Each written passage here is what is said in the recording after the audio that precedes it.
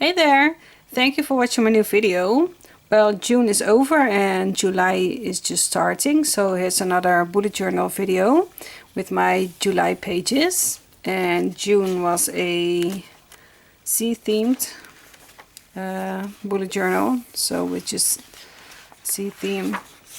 And well, I wrote down my weekly menu and my brain dump, my goals, and I also wanted to write down some recipes for detergent.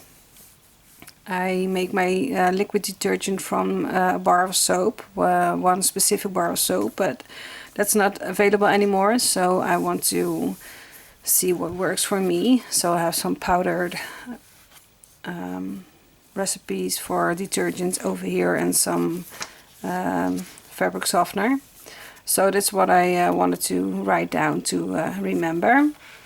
And now I'm going to start with my July pages in my bullet journal.